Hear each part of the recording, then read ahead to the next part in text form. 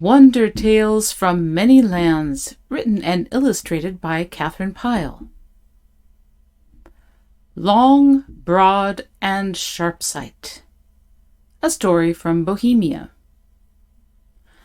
There was once a king who had only one son, and him he loved better than anything in the whole world, better even than his own life.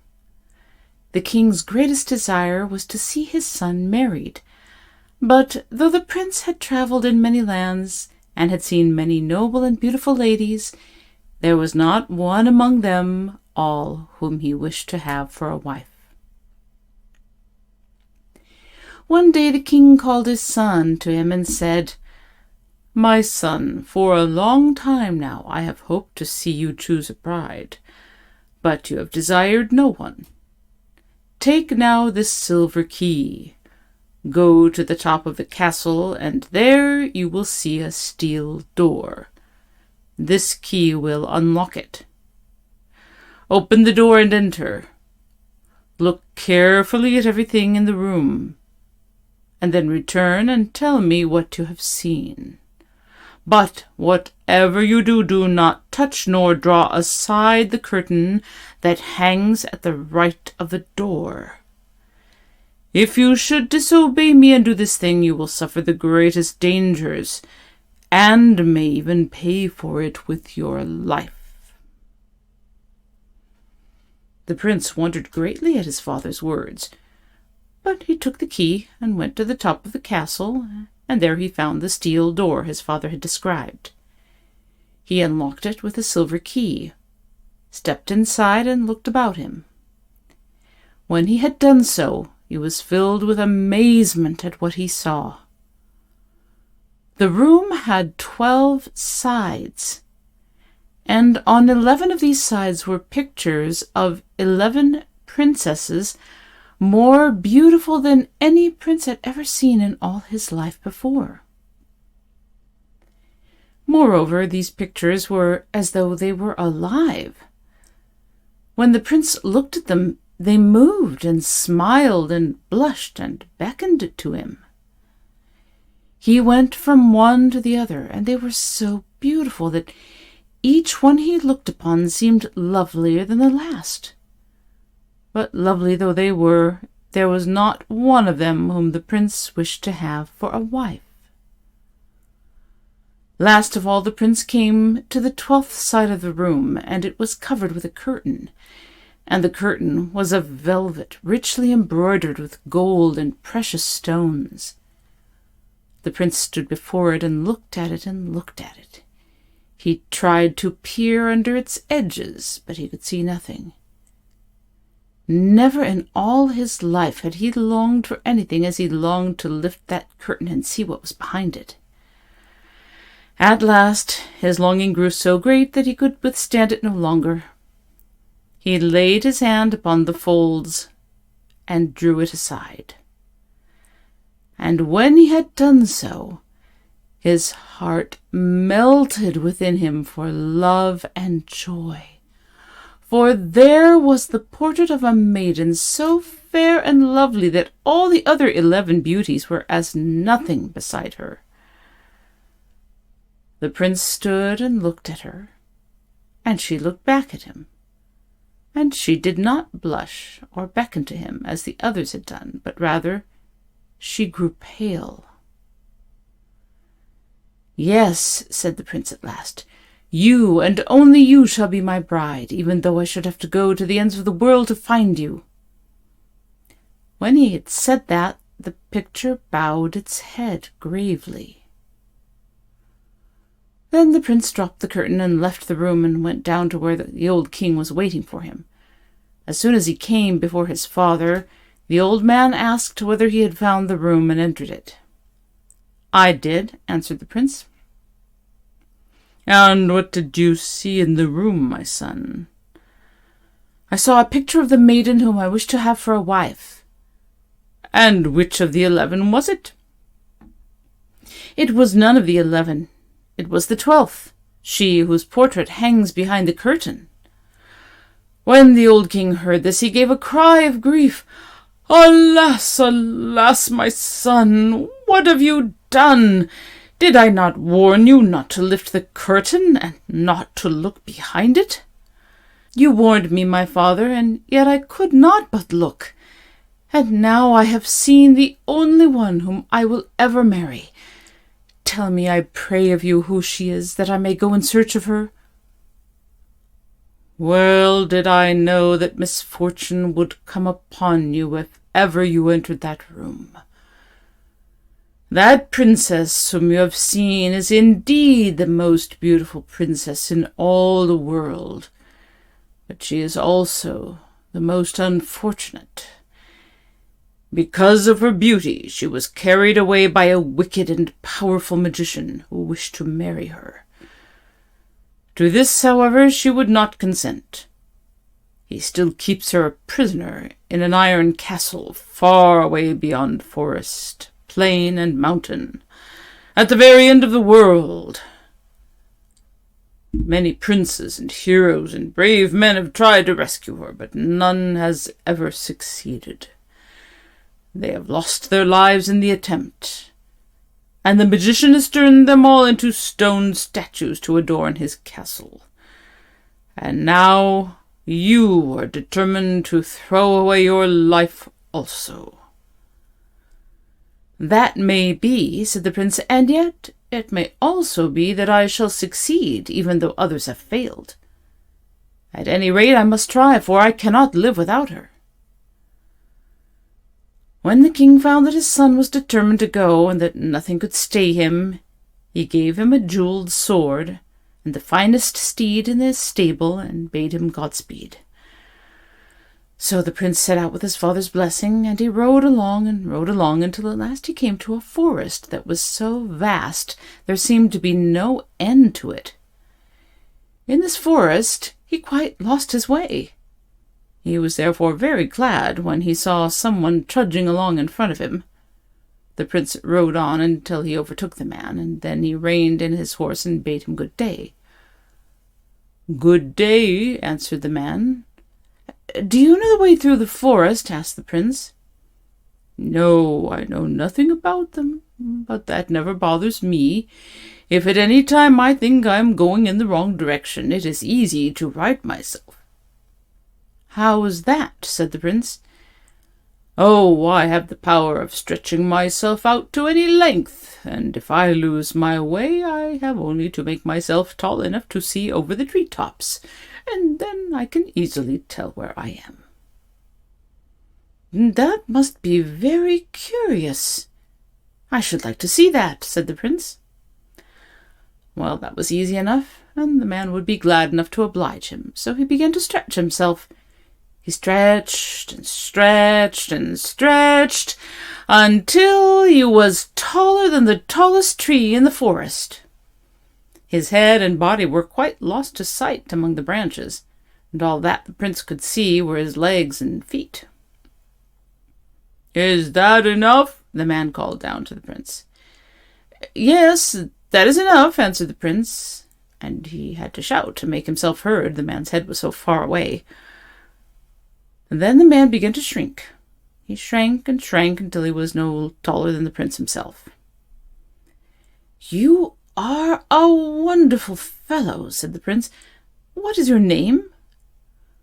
The man's name was Long. "And what did you see up there?" "I saw a plain and great mountains beyond, and still beyond that an iron castle, and it was so far away that it must be at the very end of the world." "It is that castle that I'm seeking," said the prince, "and now I see that you are the very man to guide me there. Tell me, Long, will you take service with me? If you will, I will pay you well." Yes, Long would do that, and not for the sake of the money either, but because he had taken a fancy to the prince. So the prince and his new servant travelled along together, and presently they came out of the forest onto a plain, and there far in front of them was another man also travelling along toward the mountains. "Look, master," said Long, "do you see that man? His name is Broad." You ought to have him for a servant too, for he is even more wonderful than I am." "Call him then," said the prince, "and I will speak with him." No, Long could not call him, for Broad was too far away to hear him, but he could soon overtake him. So Long stretched himself out until he was tall enough to go half a mile at every step. In this way he soon overtook Broad and stopped him, and then he and Broad waited until the prince had caught up to them. "Good day," said the prince to Broad. "Good day," answered Broad. "My servant here tells me that you are a very wonderful person," said the prince. "What can you do that is so wonderful?" What Broad could do was to spread himself out until he was as broad across as he wished to be. "I should like to see that," said the prince. Very well, nothing was easier, and Broad was willing to show him. "But first," said Broad, "do you get behind those rocks over yonder, otherwise you may get hurt. And now I will begin." "Quick, quick, master!" cried Long in a voice of fear. "We have not a moment to lose," and he ran at full speed and crouched down behind the rocks. The prince followed him, and he also got behind the rocks, but he did not know why Long was in such a hurry, nor why he seemed so frightened. He soon saw, however, for when Broad began to spread, he spread so fast and with such force that unless the prince and Long had been behind the rocks, they would certainly have been pushed against them and crushed. "Is that enough?" cried Broad after he had spread out so wide that the prince could scarcely see across him. Yes, that is enough." So Broad began to shrink, and soon he was no fatter than he had been before. "Yes, you are certainly a very wonderful fellow, and I should like to have you for a servant," said the prince. "Will you come with me also?" Yes, Broad would come, for a master who was good enough for Long was good enough for him too. So now the prince had 2 servants. He rode on across the plain toward the mountains, and the 2 followed him. After a while they came to a man sitting by the way with a bandage over his eyes. The prince stopped and spoke to him. "Are you blind, my poor fellow, that you wear a bandage over your eyes?" "No," answered the man, "I am not blind. I wear the bandage because I see too well without it. Even now, with this bandage, I can see as clearly as you ever can. If I take it off, I can see for hundreds of miles, and when I look at anything steadily, my sight is so strong that the thing is riven to pieces or bursts into flame and is burned." "That is a very curious thing," said the prince. "Could you break yonder rock to pieces merely by looking at it?"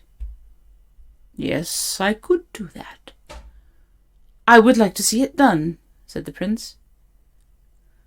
Well, the man was ready to oblige him, so he took the bandage from his eyes and fixed his gaze on the rock. First the rock grew hot, then it smoked, and then with a great noise it exploded into tiny fragments so that the pieces flew about through the air. "Yes, you are even more wonderful than these other 2, said the prince, "and they are wonderful enough. How are you called?" "My name is Sharpsight." "Well, Sharpsight, will you take service with me? For I need just such a servant as you." Yes, Sharpsight would do that. So now the prince had 3 servants, and they were such servants as no one in the world ever had before. They traveled along over the plain, and at last they came to the foot of the mountain that lay between them and the iron castle. "Now we must either go over it or round it," said the prince, "and which shall it be?" "No need for that, master," answered Sharpsight. "Just let me unbandage my eyes. But be careful you are not struck by any of the flying pieces when the mountain begins to split." So the prince and Broad and Long took shelter behind a clump of trees, and then Sharpsight uncovered his eyes. He fixed his eyes on the mountain, and presently it began to groan, and split, and splinter. Pieces of sharp rock and stones flew through the air. It was not long before Sharpsight's gaze had bored a way straight through the mountain and out on the other side. Then he put back the bandage over his eyes and called to the prince that the way was clear. The prince and his companions came out from their shelter, and when they saw the way that Sharpsight had made through the mountain, they could not wonder enough. It was so broad and clear that 10 men could have ridden through it abreast. With such a way before them, it did not take them long to go through the mountain, and then they found themselves in the country beyond, and a black and terrible land it was too. Nowhere was there any sound or sign of life. There were fields, but no grass. There were trees, but they bore neither leaves nor fruit. There was a river, but it did not flow. And there was light, and yet they saw no sun. But darker and gloomier than all the rest was the castle which rose before them. It was the iron castle where the black magician lived. There was a moat round the castle and an iron bridge across it.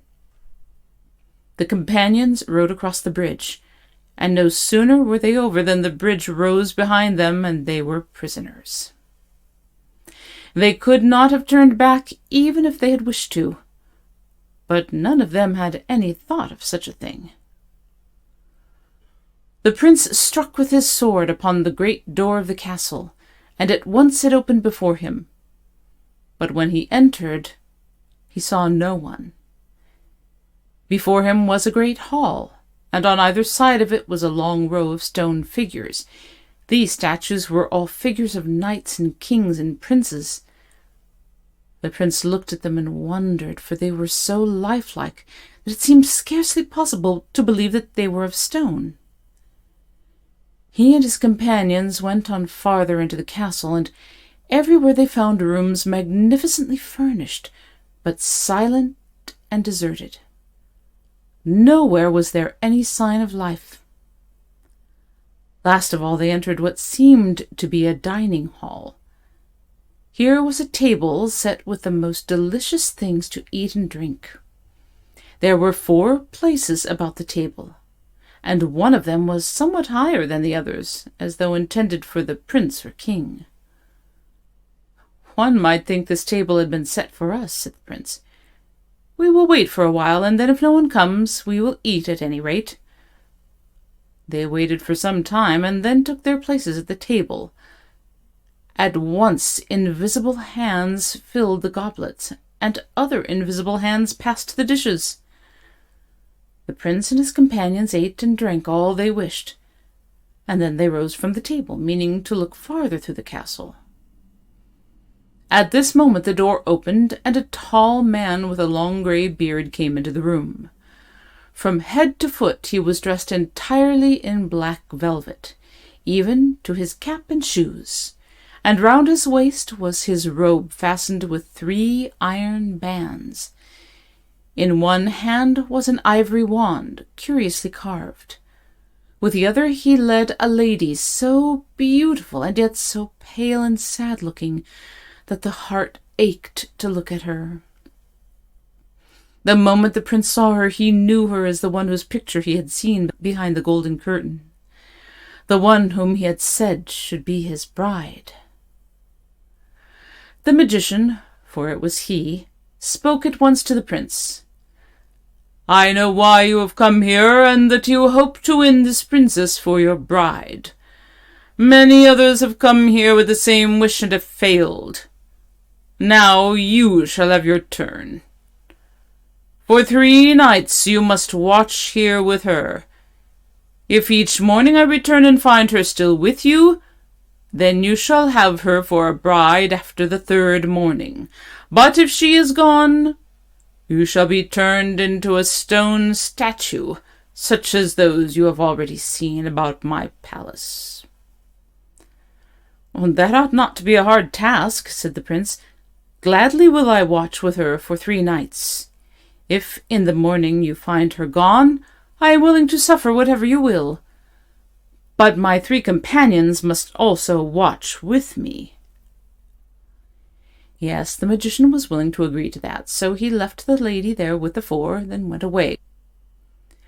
As soon as the magician had gone, the prince and his followers made ready to guard the room, so that no one could come in to take the lady away, nor could she herself leave without their knowing it. Long lay down and stretched himself out until he encircled the whole room, and anyone who went in or out would have to step over him. Sharpsight sat down to watch, while Broad stood in the doorway and made himself so broad that no one could possibly have squeezed in past him. Meanwhile, the prince tried to talk to the lady, but she would not look at him nor answer him. In this way some time passed, and then suddenly the prince began to feel very drowsy. He tried to rouse himself, but in spite of his efforts his eyes closed, and then he fell into a deep sleep. It was not until the early morning that he woke. Then he roused himself and looked about him, and the lady was gone from the room. When the prince saw this, he began to groan and lament, but his companions told him not to despair. "Wait until I see if I can tell you where she is," said Sharpsight. He leaned from the window and looked about. "Yes, I see her," he said. 100 miles away from here is a forest. In that forest is an oak tree. On the topmost bough of that oak tree is an acorn, and in that acorn is the princess hidden." "But what good is it to know where she is unless we can get her back before the magician comes?" cried the prince. "It would take us days to journey there and to return." "Not so long as that, master," answered Long. He then stepped outside and made himself so tall that he could go 10 miles at a step. He set Sharpsight on his shoulder to show him the way, and away he went, and he made such good time that he was back in the castle again before the prince could have walked 3 times around the room. "Here, master," he said, "here is the acorn. Take it and throw it upon the floor." The prince threw the acorn upon the floor, and at once it flew open, and there stood the princess before him. Hardly had this happened when the door opened, and the magician came into the room. When he saw the princess, he gave a cry of rage, and one of the iron bands round his middle broke with a loud noise. He looked at the prince, and his eyes flashed as if with red fire. "This time you have succeeded in keeping the princess with you," he cried. "But do not be too sure that you can do the same thing again. Tonight you shall try once more." So saying, he went away, taking the princess with him. In the evening he came again, and again he brought the princess. "Watch her well," he said to the prince, with an evil smile. "Remember, if she is not still here tomorrow morning, you will share the fate of the others who have tried to watch her and have failed." "Very well," answered the prince. "What must be, and I can only do my best." The magician then went away, leaving the princess with them as before. The prince and his companions had determined that this night they would stay awake, whatever happened. But presently their eyelids grew as heavy as lead, and soon, in spite of themselves, they all fell into a deep sleep. When they awoke, the day was breaking, and the princess had again disappeared. The prince was ready to tear his hair with despair, but Sharpsight bade him take heart. "Wait until I take a look about," he said. "If I cannot see her, then it will be time for you to despair." He leaned from the window, and first he looked to the east, and then he looked to the west, and then he looked toward the north. "Yes, now I see her," he said. 200 miles from here is a desert. In that desert is a rock, and in that rock is a golden ring, and that ring is the princess." "That is far away indeed," groaned the prince, "and at any moment the magician may be here." "Never mind, master," cried Long. 200 miles is not so far when one can go 20 miles at a step." He then made himself twice as tall as the day before, and, taking Sharpsight on his shoulders, he set out for the desert. It was not long before he was back again, and in his hand he carried the golden ring. "If it had not been for Sharpsight," he said, "I would have been forced to bring back the whole rock with me." But he fixed his eyes upon it, and at once it split into 1,000 pieces, and the ring fell out. "Here, take the ring, master, quick, and throw it upon the floor." The prince did so, and as soon as the ring touched the ground, it was transformed into the princess. At this moment, the magician opened the door and came into the room. When he saw the princess, he stopped short, and his face turned black with rage and fear. At the same moment, the second band round his middle flew apart. "Ah, well," he cried to the prince, "no doubt you think you are very clever.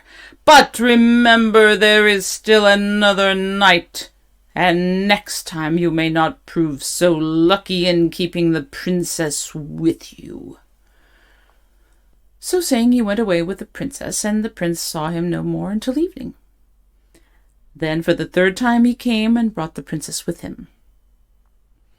"Watch her well," he said, "for I promise you will not have so easy a task this time as you have had before." Then he went away, and the 4 comrades set themselves to watch. But again all happened as it had before. In spite of themselves, they could not stay awake. First they nodded, and then they snored, and then they fell into such a deep sleep that if the walls had fallen about them, they would not have known it. For this was an enchanted sleep that the magician had thrown upon them in order to take away the princess. Not until day began to dawn did the 4 awake, and when they did, there was nothing to be seen of the princess. "Well, she's not here in the room," said Sharpsight, "so methinks I'd better look outside." Then he leaned from the window, and for a long time he looked about him. At last he spoke. "Master, I see the princess, but to bring her back will not be such an easy task as it was before. 300 miles from here is a sea. At the bottom of the sea is a shell. In that shell is a pearl, and that pearl is the princess. But to bring that pearl up from the sea is a task for Broad as well as Long." "Very well," said the prince. "Then Long must take Broad with him on one shoulder. Only make haste and return again quickly in heaven's name, or the magician may be here before you are back, and we shall be turned into stone." Long stretched himself out until he was 3 times as tall as he had been the first time, and that was the most he could stretch. Then he went away 30 miles at a step. At that rate it was no time before he came to the sea, but the sea was fathoms deep, and the shell lay at the very bottom of it, and try as he might, he could not reach it. "Now it is my turn," said Broad. Then he lay down and put his mouth to the sea and began to drink. He drank and swelled until it was wonderful to see him, and in the end he swallowed so much of the water that it was easy enough for Long to reach down and pick up the shell.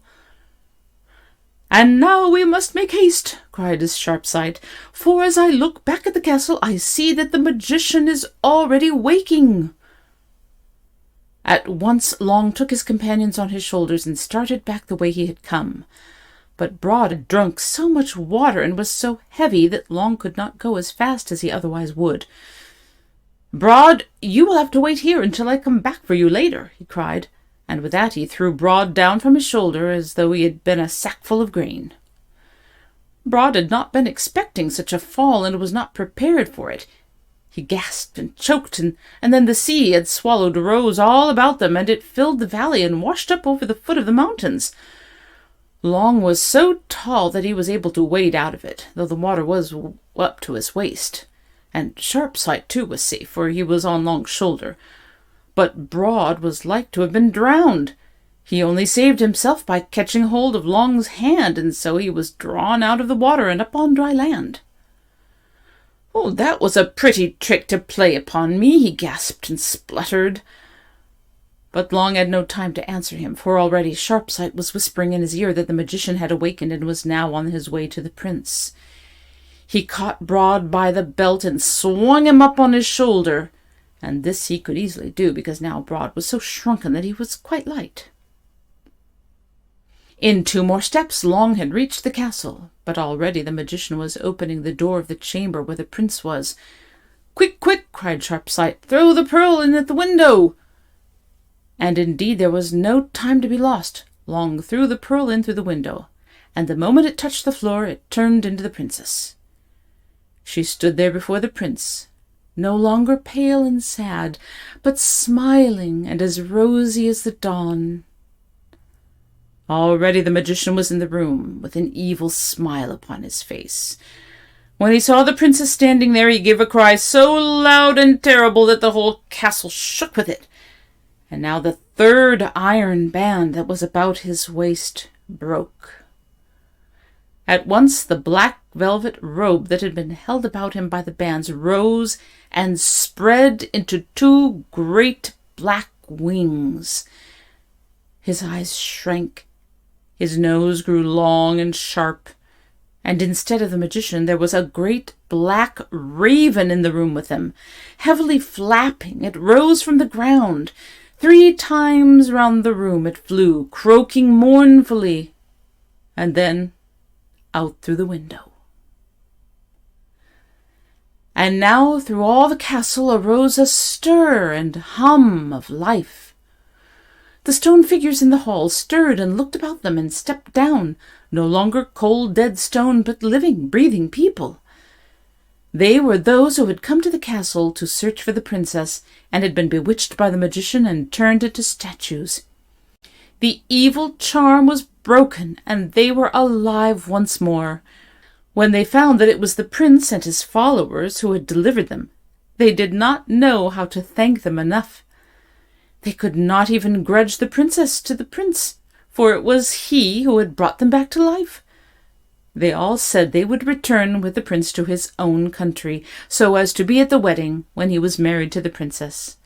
And what a wedding it was! There was enough cake and ale for all to feast to their heart's content. The old king was so happy that he at once made over his kingdom to his son, that he and his bride might reign. As for the 3 companions, they ate and drank till they were full, and then they set out into the world again. The prince begged and entreated them to stay with him, but they would not. They were too fond of travelling about the world, and for all I know, they may be in some corner of it still.